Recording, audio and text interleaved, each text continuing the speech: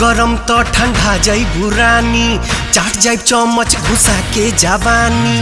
बुझलू बाड़ू गरम तो ठंडा जाइबू रानी, चाट जाइब चम्मच घुसा के जवानी। और सुना तोहरा भाई के डर नहीं बाप के फिकर बा।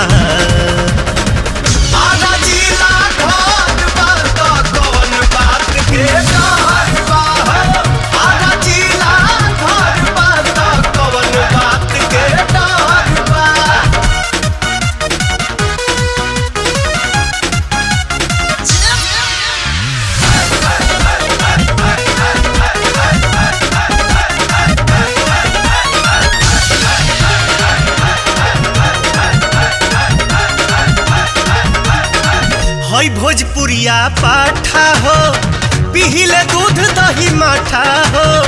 बढ़ी चढ़ी के जनी बोला नाता, पाछी छोड़ा दे हम बाथा हो, पाछी छोड़ा दे हम बाथा हो।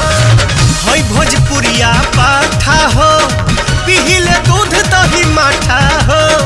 बढ़ी चढ़ी के जनी बोला नाता, पाछी छोड़ा दे हम बाथा हो। हवे शेर के जिगरी त जानत नगर बा।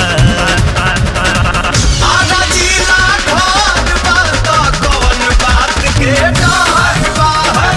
आधा जिला घर बा त कौन बात के डर बा।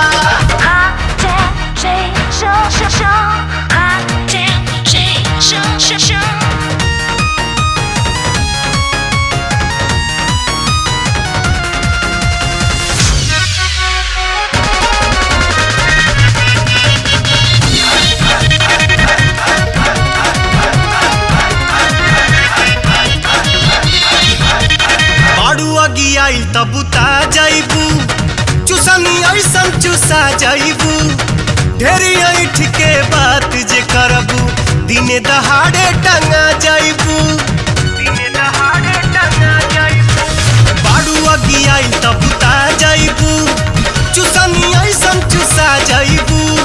ढेरी ऐठ के बात जे करबू, दिने दहाड़े टंगा जाइबू। खाटी भोजपुरिया पानी के हम पे असर बा।